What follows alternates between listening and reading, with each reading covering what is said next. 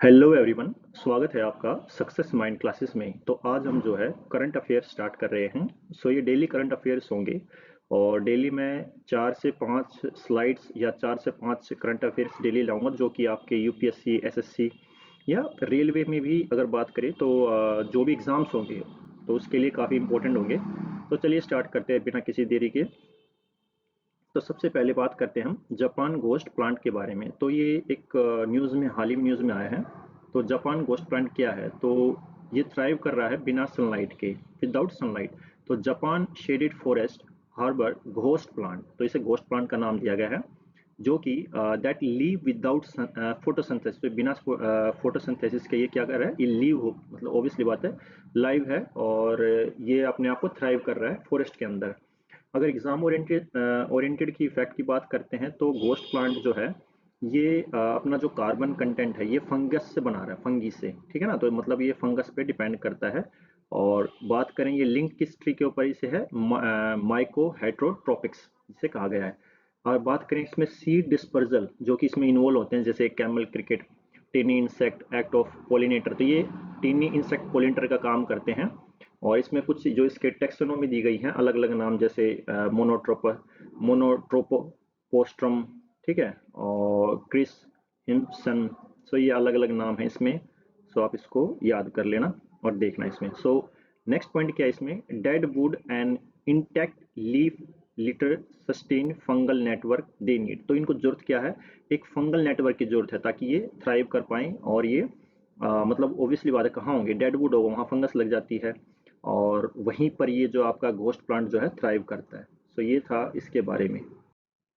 Next है हमारा नदम्पा butterfly festival, जो कि सेलिब्रेट किया जाएगा अरुणाचल प्रदेश के अंदर, क्योंकि अरुणाचल प्रदेश में काफ़ी ज़्यादा बायोडाइवर्सिटी है, ठीक है। और नदम्पा एक वाइल्ड लाइफ सेंचुरी भी है और एक नेशनल पार्क भी है, ठीक है। इसको याद रखना, जो कि 26 से 28 नवंबर को इसको सेलिब्रेट किया जाएगा। देख रहे हैं आप, 26 से 28 को, ठीक है। और ये 8th होगा। अगर एग्जाम परस्पेक्टिव से देखें इसमें, तो ये 8th जो नदम्पा बटरफ्लाई फेस्टिवल इसको हेल्ड किया जाएगा, अभी देखा हमने, ठीक है।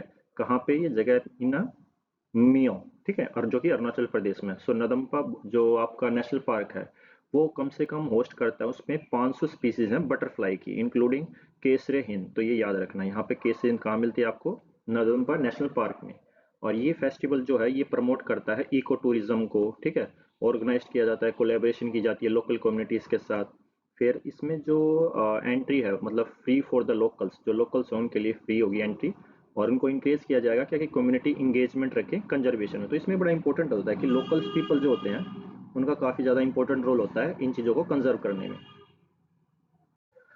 नेक्स्ट टॉपिक है Amazon dolphin die in lake Tefe heat wave tragedy. सबसे पहले इसमें आपको एक चीज़ बताता हूँ। आपको ये याद रखना है लेक कहाँ पे है ये, ठीक है। ये ब्राज़ील के अंदर है, ओके। और इसमें आज का टॉपिक क्या था कि हीट वेव की वजह से जो है वहाँ पे जो डॉल्फिन्स हैं वो मर रही हैं, क्योंकि वहाँ का जो टेम्परेचर है वो बढ़ रहा है। देखो 41 डिग्री वहाँ का टेम्परेचर जो है वो बढ़ गया। और उसकी वजह से क्या हुआ? उस लेक के अंदर जो है जो डॉल्फिन्स थी वो मारी गई काफ़ी संख्या में, ठीक है। ब्राज़ील के अंदर है, इसको याद रखना, कई बार क्वेश्चन आ जाता है। अगर हम इंडिया की बात करते हैं तो इंडिया के अंदर देखो, हमारे यहाँ पे जो डॉल्फिन है वो गंगा नदी में पाई जाती है और ब्रह्मपुत्र। और वे ब्लाइंड आइज होती हैं ना, ठीक है। कई बार क्वेश्चन आया भी है। और जैसे बताया मैंने, गंगा और ब्रह्मपुत्र और मेघना जो सिस्टम हमारा है, जो रिवर सिस्टम है, वहाँ पे इसका ये हैबिटेट है। और कंजर्वेशन स्टेटस इसको IUCN इंडेंजर कैटेगरी में रखा गया है, शेड्यूल 1 और अंडर WP, मतलब वाइल्ड लाइफ प्रोटेक्शन एक्ट 1972 के तहत, ठीक है। इसको याद रखना। और एग्जाम ओरिएंटेड फैक्ट जो मैंने अभी बताया कि भाई, एक तो ये लेक, इसको याद रखना कहाँ पे है। और 41 डिग्री यहाँ पे जो टेम्परेचर है वो पहुंच गया है रीजनल ड्रोट की वजह से। और ये इंडेंजर पिंक रिवर डॉल्फिन थी ये, ठीक है। ये endanger dolphin pink river dolphin थी ये, ओके। और ऑब्वियसली बात है, जो क्लाइमेट चेंज हो रहा है जिसकी वजह से जो ये क्लाइमेट चेंज की वजह से क्या है, हर जगह इसका असर देखने को आपको मिलता है। दूसरी बात ये है कि ये जो जहाँ पर ये लेक थी तो वहाँ का जो टर्बाइड वाटर हो गया था, मतलब जैसे गंदा पानी हो जाता है वैसे। तो इसकी वजह से क्या होता है कि हीट जो थी वो ट्रैप हो जाती है, ठीक है। सो ये था इसमें। और इसके अलावा बात करें जो हीट वेव से वो इंटेंसिफाई होगी, मतलब उसकी इंटेंसिटी थी वो काफ़ी बढ़ गई across the Amazon fresh water system के अंदर। तो ये टॉपिक काफ़ी न्यूज़ में रहा, इसको आप याद रखना।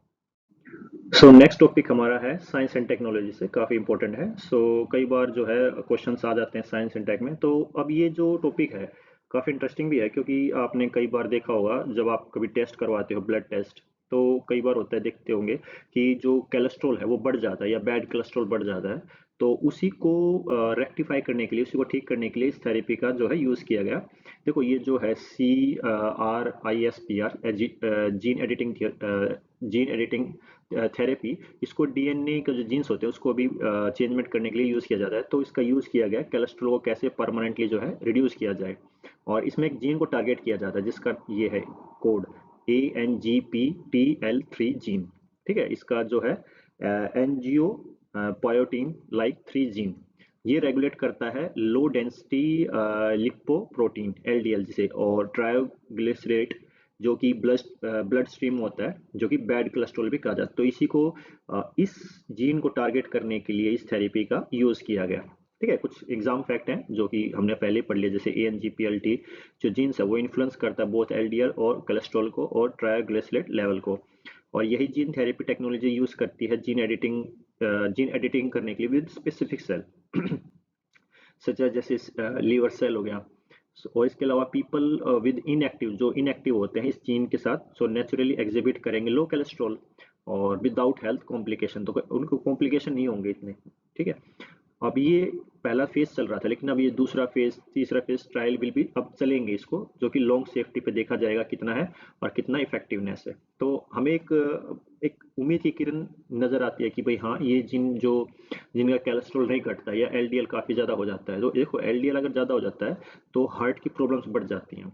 तो उससे भी काफ़ी, अगर ये थेरेपी अगर कामयाब हो जाती है तो ओबियसली बात है, तो हार्ट के जो पेशेंट होंगे उसके लिए काफ़ी इंपॉर्टेंट होगा। ठीक है, सो ये थे कुछ क्वेश्चंस जो काफ़ी इंपॉर्टेंट थे। तो चार थे इसमें, तो हर दिन जो है मैं ऐसे ही 4-5 क्वेश्चन लाता रहूँगा, ताकि आपकी जो है करंट अफेयर्स की जो नॉलेज है वो बनती रहे। सो आई होप दैट आपको पसंद आया होगा सेशन। सो प्लीज़ लाइक कीजिए, सब्सक्राइब कीजिए। Thank you.